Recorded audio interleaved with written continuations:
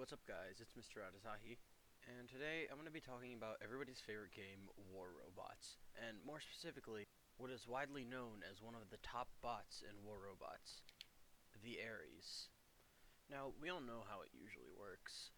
Pixonic, you have a large meta, and it shifts quite rapidly over a couple months, where, well, first of all, you have a bunch of Spectres, and then you have a bunch of Ares, and then a bunch of Leeches. And, I still think, though, that Ares is very powerful, despite the new competition being Leech. So today, I'd like to give you guys some insight on how you could best run the Ares.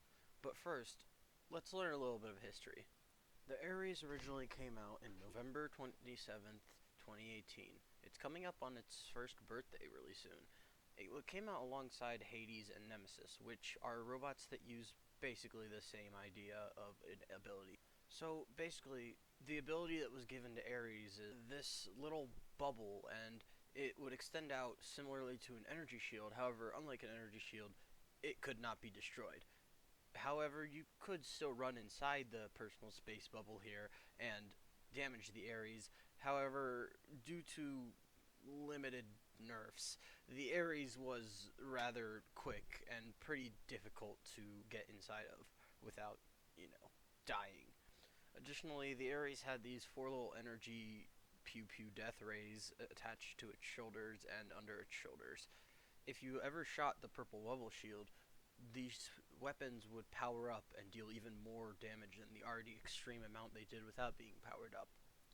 The invincible shield lasted 8 seconds and went on cooldown for 18 seconds.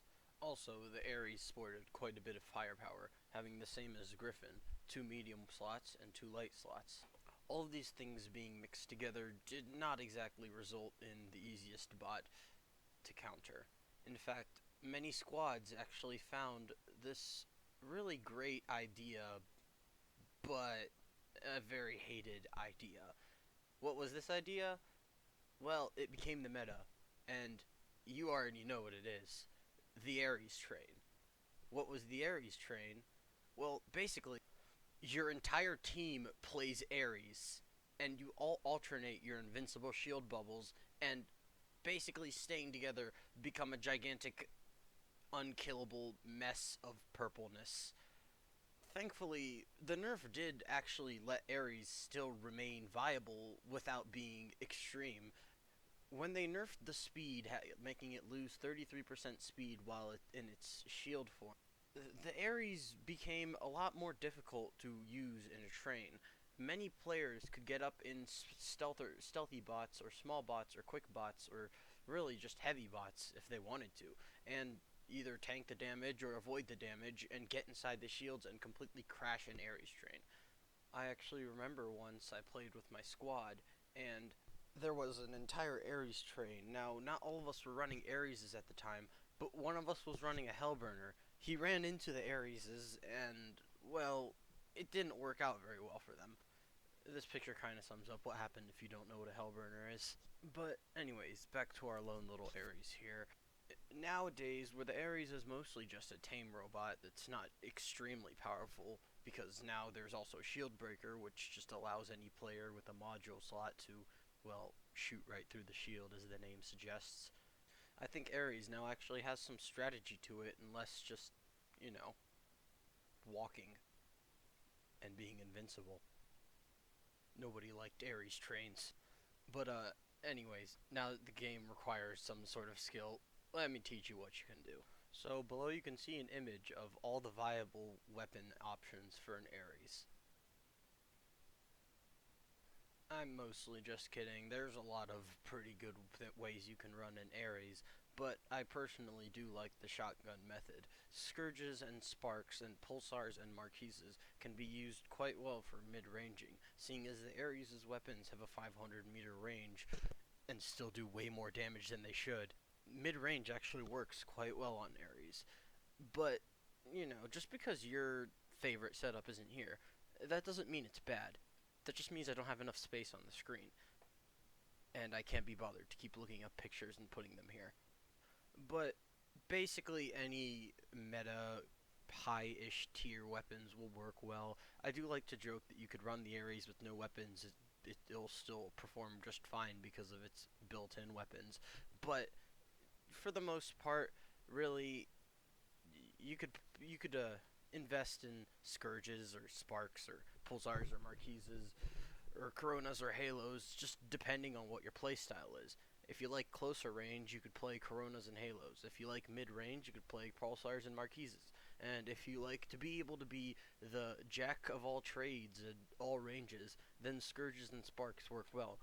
I actually really like Scourges and Sparks on almost any robot just because of how well you can perform at any range, seeing as they do less damage as you're further out, but they still reach out and touch really far, and they do a lot of damage when you get close. When you're playing an Ares, you can make a little Ares train with another Ares, but due to the fact that Shield Breaker exists, making a mini Ares train or just a whole Ares train in general is very unreliable. I recommend staying by a teammate who has a lot of health, like a Fenrir, a Falcon, or an Invader. By doing this, you can put up your bubble and do all the damage you need to, and then when you're vulnerable and your bubble goes away, your tank can protect you. You see, while Fenrir does have a shield, his health is mostly just his tankiness and his 50% damage resistance. Also, Fenrir has lots of firepower, so for the most part, hiding behind a Fenrir while your ability recharges is actually not that bad of an idea. Unless, of course, there's an Aljun, in which case an Aljun will just fly right over the Fenrir and, well, wreck you while your ability is down. Things like this is why I recommend Phase Shift and Quantum Radar modules for the Ares. These will help you out in a pinch.